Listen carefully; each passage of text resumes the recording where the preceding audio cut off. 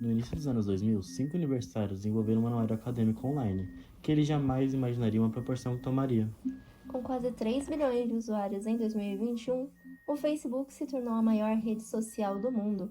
Mas quais foram os métodos para se criar este império? Uma Meta utilizou a estratégia para aumentar a sua influência no mercado. Até que ponto sua originalidade se estende? Quais são os custos para mantê-la? Essa e outras perguntas serão respondidas no episódio de hoje. Onde debateremos sobre como a empresa Meta monopolizou as redes sociais. A equipe Ultramarinos é composta por Bianca Rodrigues, Kelly Marcelino e Marília Santos. Juntos preparamos uma resposta para todos esses questionamentos. Eu sou Rafaela Gomes. Eu sou o Matheus. E você está assistindo mais um episódio de Entre Ultramarinos.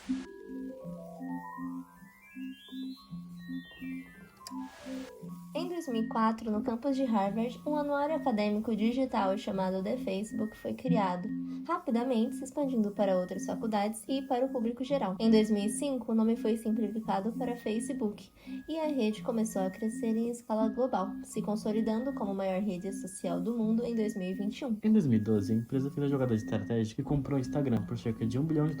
O Instagram havia sido lançado oficialmente em outubro de 2010 para o sistema iOS e em apenas 2 anos já havia conquistado milhões de usuários. A aquisição ampliou a influência da empresa Meta em diferentes públicos e formatos de conteúdo. 2 anos depois, em 2014, veio a maior compra da história da empresa, o WhatsApp, adquirido por $19 bilhões. Essa aquisição mostrou o impacto da marca e consolidou a Meta como líder em redes sociais e comunicação. Mas o crescimento não parou por aí. Tanto o Facebook quanto o Instagram passaram a incorporar recursos de outras redes emergentes. Os Stories, por exemplo, foram inspirados no Snapchat, e os Reels surgiram em resposta ao sucesso do TikTok. Até mesmo ferramentas como enquetes, quizzes e mensagens temporárias foram adaptadas de outras concorrentes, como o Twitter e BeReal. Em 2021, a empresa passou por uma transformação. Deixou de ser o Facebook Inc. e se tornou a Meta Platforms Inc. O objetivo era reposicionar a marca, focando no metaverso e em novas tecnologias, embora também buscasse se afastar das polêmicas de privacidade e ética que vinham acontecendo. Apesar de todo seu sucesso e esforço, a segurança digital continua sendo um desafio. No mesmo ano, o artigo Segurança da Informação nas Redes Sociais, publicado pela revista Processando o Saber, afirma que o uso das redes sociais expõe usuários a risco como ataques, clonagem e compartilhamento excessivo de dados. O estudo ainda ressalta que, embora existam ferramentas de monitoramento e a proteção para organizações, os usuários individuais precisam ter discernimento sobre o que publicam e adotar medidas de prevenção para reduzir vulnerabilidades. Isso mostra que, mesmo com bilhões de usuários, a confiança e a proteção da informação precisam ser constantemente reforçadas.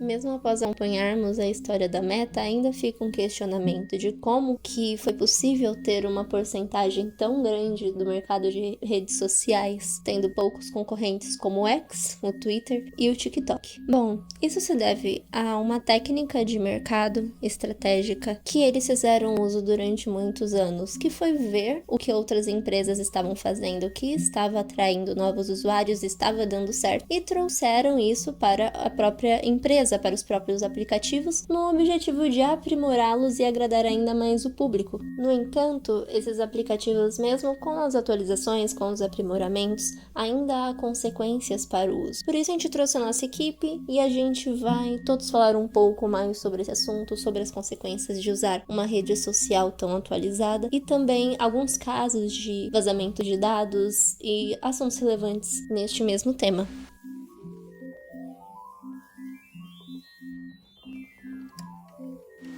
Justamente nesse ponto que surgem questões legais, éticas e estratégicas que a gente vai discutir um pouco mais na nossa roda de conversa.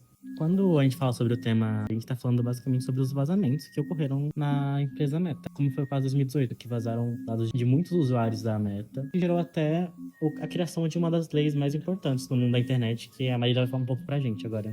Por conta desses vazamentos, em 2018 foi criada uma lei, a Lei de Geração de Proteção de Dados Pessoais. É uma lei brasileira que é para proteger a privacidade dos usuários da Meta.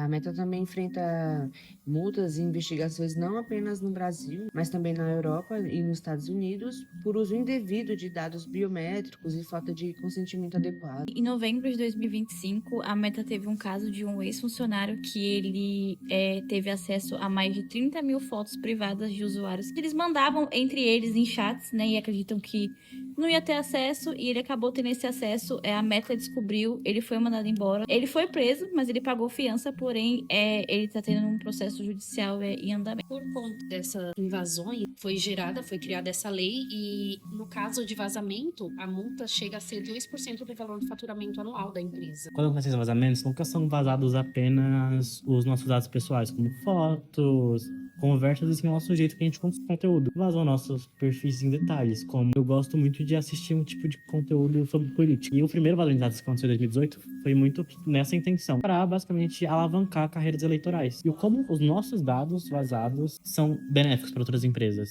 As interações, o tipo de conteúdo que você consome. Os vulneráveis, né, na mão da internet, na mão da empresa, porque mesmo a empresa tendo leis de proteção, mesmo a empresa tendo regulamentos, ainda assim não é 100% segura a internet. E até meio que a gente aceita esses termos quando a gente baixa o aplicativo, que sempre tem aquela caixa gigante que acho que ninguém nunca abriu para ler, falando sobre que ele tem acesso ao nosso conteúdo. Isso é loucura, que a gente vai estar assinando que sim, você pode pegar os meus dados e usar eles como você quiser. A gente geralmente nem lê, né? A gente só clica lá. Só clica, porque se a gente não clicar, o negócio não vai. Não vai, Ainda funciona. exatamente. E não consegue usar se não aceitar esses termos também. Então, você é obrigado a aceitar para poder utilizar esse aplicativo. E, para maior controle, a Meta ela recomenda que os usuários acessem as configurações de privacidade de cada aplicativo, Facebook, Instagram, WhatsApp, para personalizar o uso dos seus dados.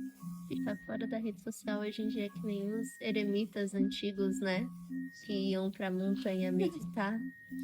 Aí agora é só você desinstalar no Instagram, Facebook, Twitter, você vira um eremita. E quanto mais a tecnologia vai avançando, os dados das pessoas vai ser mais expostos, né? Mas vocês sabiam que a nossa criptografia foi tirada? De ponta a A gente ponta? não tem mais a criptografia de ponta a ponta, porque agora a criptografia passa pela IA do WhatsApp. Então, ele tá usando nossas conversas pra, inclusive, se você tipo, entrar numa conversa com qualquer pessoa e você falar, me dá um resumo dessa conversa, ele vai pegar e dar tópicos pra você da sua própria conversa. E não teve um aviso sobre isso. Simplesmente pegaram a criptografia e jogaram no lixo.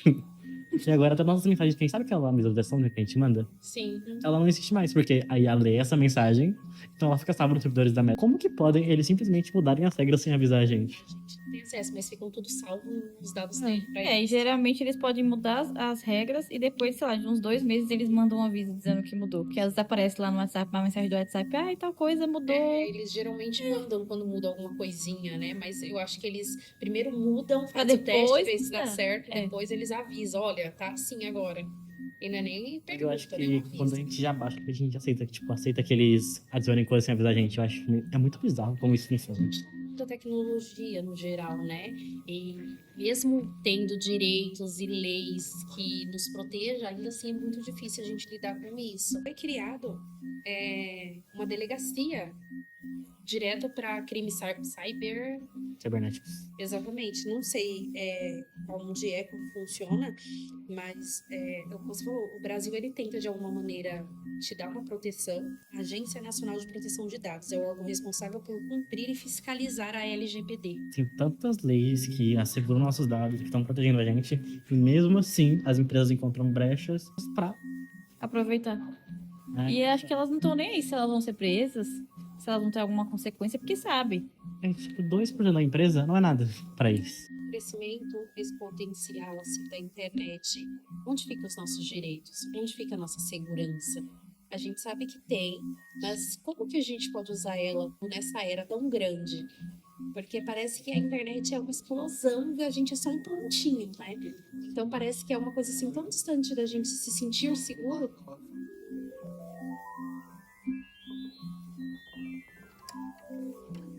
As informações deste podcast foram retiradas da Enciclopédia Britânica e Google Academics.